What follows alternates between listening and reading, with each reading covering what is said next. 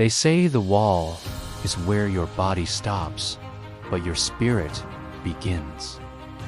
I remember that wall. It wasn't made of brick or stone. It was built from burning lungs, screaming muscles, and a relentless voice telling me to quit. Every step was a battle, every breath a negotiation with pain.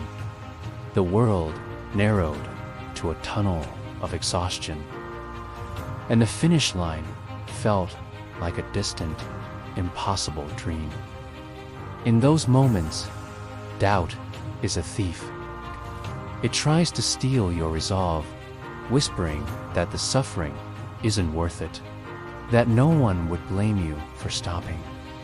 It reminds you of every failure, every setback, every person who ever said you couldn't do it.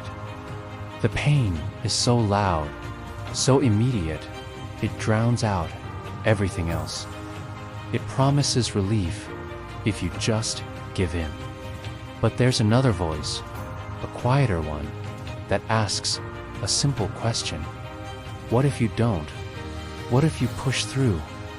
What if this agony, this all-consuming struggle, is just a season?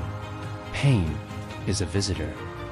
It arrives, it makes its presence known, but it doesn't have a permanent address.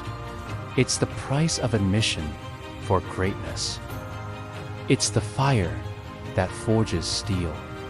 I thought about all the early mornings, the late nights, the sacrifices made when no one was watching. Were they all for this? To surrender when it got hard? No.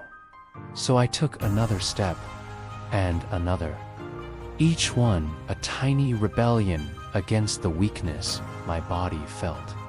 I started to lean into the pain, to use it as fuel. I imagined it as a current pulling me backward, and I fought against it, becoming stronger with every meter gained. My heartbeat wasn't a signal of distress anymore. It was the drumbeat of a warrior marching into battle. The sweat wasn't just sweat. It was proof of my effort, a testament to my will. The mind is a powerful thing. When my body screamed, "Stop," my mind said, "Go." When the pain felt unbearable, my spirit reminded me why I started. It wasn't just for a medal or a finish line. It was for the person I was becoming in the process. It was for the promise I made to myself that I would not be defined by my limits, but by my courage to break them. And then, something incredible happened. The pain didn't disappear, but it changed. It became a part of the rhythm, a companion on the journey. The second wind arrived, not as a gentle breeze, but as a hurricane of pure determination. I could see the finish line, no longer a mirage, but a tangible reality. The crowd's roar, once a distant hum, became a symphony of encouragement. Crossing that line wasn't just the end of a race. It was the birth of a new beginning. The physical pain, the exhaustion that felt like it would last forever, began to fade almost instantly. It was a memory before I even caught my breath. But the feeling of accomplishment, the pride, that was different. That wasn't temporary. That feeling is etched into my soul. It's a quiet confidence that I carry with me every single day. It's the proof that I faced my breaking point and refused to break.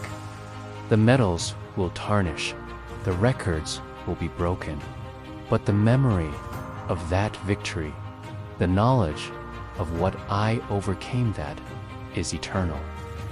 Remember this when you face your own wall. The hurt will pass. The struggle will end. But the glory of not giving up, the honor of pushing through your own perceived limits, that, my friend, is forever. Don't fear the pain. Embrace it as the temporary cost of a permanent victory, because glory is waiting for you on the other side. Thank you for watching.